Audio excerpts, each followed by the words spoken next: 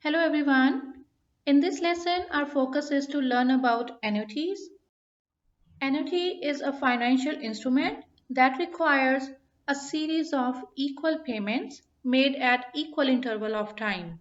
Let's say I want to save some amount for my retirement starting from today. So I'll start from today. This is my starting point and I want to save some money for my retirement. So this is my retirement point. I deposit 200 into my saving plan account every month, right? So at the time of retirement, I'll get some accumulated amount that is the future value.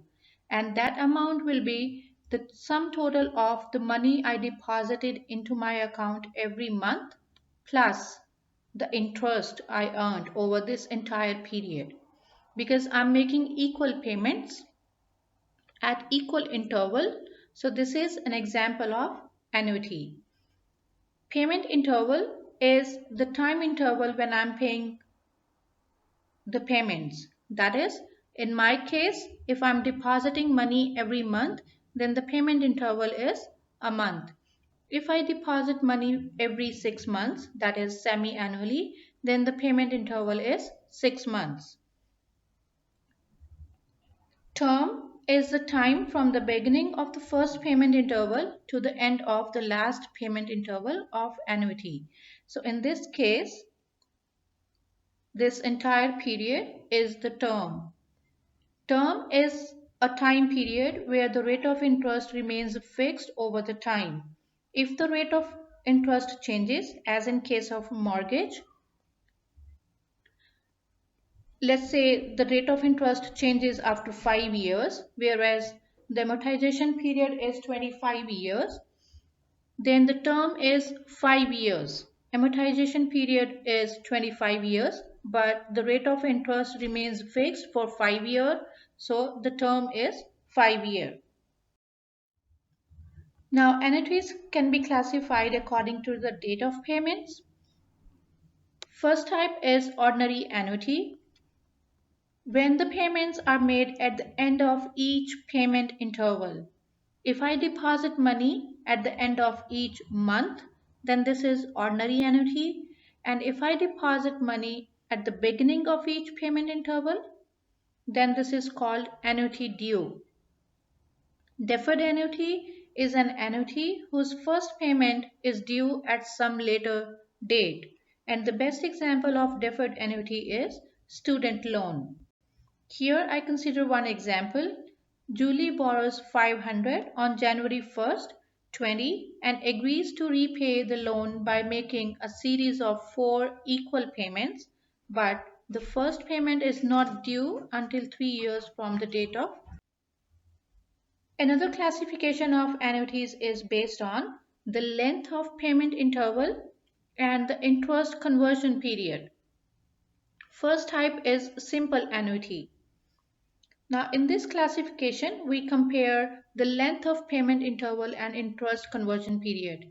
If they are equal, then this is called simple annuity. That is, I'm making payments every month and the interest is also compounded monthly. Then this is a type of simple annuity. When the payment interval and the interest compounding periods do not coincide, that means they are not equal, then this is a case of general annuity. For example, if the payment interval is a month, but the interest rate is compounded weekly, so weekly and monthly they are different. So this is a case of general annuity. To work with annuity problems, you must ask yourself 3 questions to identify the type of annuities that will help you in solving the problems. Your first question should be, does my interest rate match my payment schedule? If your answer is yes, then it is simple annuity, and if your answer is no, then it is a type of general annuity. Second question should be, is my payment made at the beginning or end of the payment interval? If it is at the beginning, it is annuity due, and if it is at the end, that is payments are made at the end, then it is ordinary annuity. Third question is, am I looking for present value or future value? These questions will help you find identifying the type of annuity, and accordingly you can pick the right formula. If you are using calculator, you can set your calculator accordingly in that mode. Let's learn this through some examples.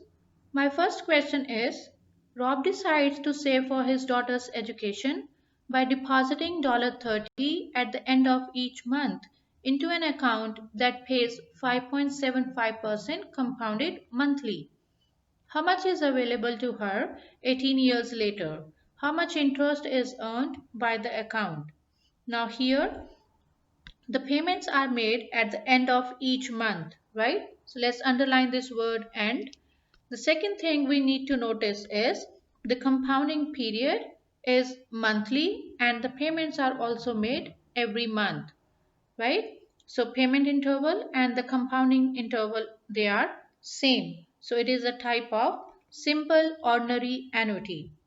Now let's write down the variables. Using the calculator, we need to focus on these 5 variables. Let's input the value of each variable. So n is 18 times 12 here, right? Because it is compounded monthly and time is 18 years. So n is 18 times 12. Interest per year is 5.75. Let's write down the value here. Next, payments per interval or payments per year are 12 because payments are made every month, right? So 12 payments in a year. To enter this, we'll use shift key and then IY. The screen will show you some value of PY equals to some value here. If it is not 12, please enter 12 and then press enter. Okay. With down arrow key, go to CY. If it is not 12, make it 12 using the enter key again. And then to quit, use shift key again, shift key and then quit. This will clear your screen.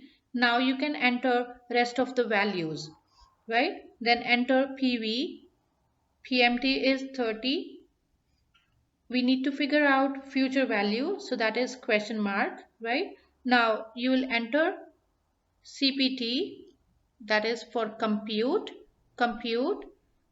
FV, right? Your screen will show you negative 11,320.63 cents. Consider it positive. So the total money is 11,320.63. Now to calculate the interest earned, let's see how much Rob deposited into his account for 18 years, right? So every month, that is 12 payments in a year for 18 years, and each payment was $30, right? So we get this product. This is what he deposited into the account, right? And then interest earned is the future value minus the money deposited by Rob, that is 4,840 points. Another question is, find the present value of payments of 375 made at the end of every 6 months for 15 years if money is worth 7% compounded semi-annually. Now the golden word here is end, right? So this is ordinary annuity. Another thing, to compare the compounding period and the payment period. Compounding period is semi-annually and payments are made every 6 months. So they are equal. It is a case of simple ordinary annuity. Let's write down all the 5 variables on a piece of paper and then input the values. Now n is 15 times 2 because time is 15 and the compounding period is 6 months. That is twice in a year. So 15 times 2. Then IY is 7 because it is 7%. Now here you'll input PY and CY as well. PY is 2. This you can do using the shift key. Use shift key and then IY. your screen will show PY